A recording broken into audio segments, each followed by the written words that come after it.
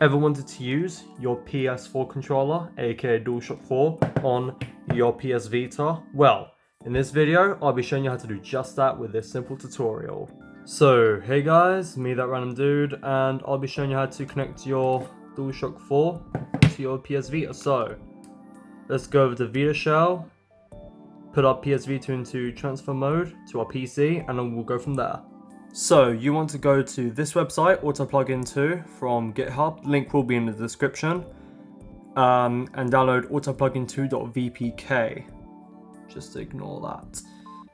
And once you've downloaded it, which I already have, all you need to do is just drag and drop it to the root of your PS Vita's folder, of your PS Vita's storage device, and you can back out from, and you can quit the transfer. Okay, so back on your PS Vita, just go to UX0 and find wherever you put autoplugin2.vpk and just click X. And if you click X again, it will tell you to basically just like, are you sure to install the 6 extra permissions? Just click X on that again and it should install onto your live area.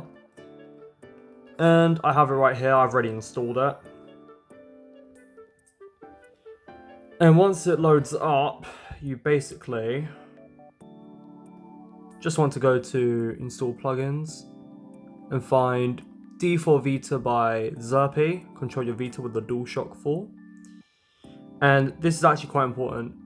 This is basically a short little tutorial on how to pair the device, so I'll basically go over this in a minute, but yeah, so just click X to install. I've already installed it.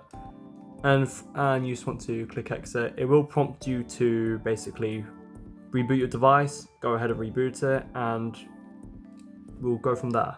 So once your device has rebooted, you want to go to your settings, devices and Bluetooth devices. Turn the Bluetooth feature on. And with your PS4 controller, you want to press the PlayStation button and share button for a few seconds until it starts flashing. And it will say here, do you want to register this Bluetooth device? Just click OK. It will say an error occurred, but actually it's fine, because from now our DualShock 4 is paired.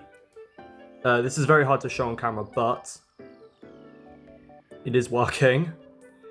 And one thing to mention, the PlayStation button is pre-delayed, but everything else works. The L2 and R2 buttons on the live area can be used to switch between panels. So as you can see here, I'm pressing. Sorry for the absolute horrendous. This is very hard to do with only 2 hands. You have to press L2 and R2 to basically switch between panels. And also the trackpad can be used, the touchpad can be used to swipe as well. So I'll show this in game. So I'm gonna try out Samurai Showdown 5 real quick with the PS4 controller. And also another thing, in game it will the L1 and R1 are the L and R buttons, so it's a little bit weird. That's just a heads up.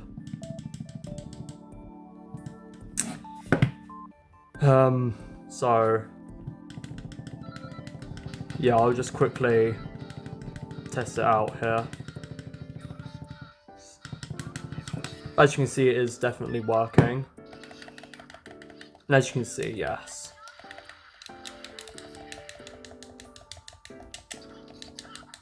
It is most certainly working. And if you want to reconnect your controller,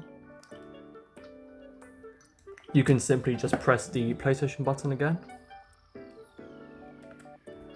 And yeah, it will work just like that, just like any other controller. So, apologies for that absolutely horrible demonstration. It was very hard to do with only 2 hands, but if you found this video helpful, make sure to like and subscribe for more modding tutorials, and I'll see you guys in the next video. Bye.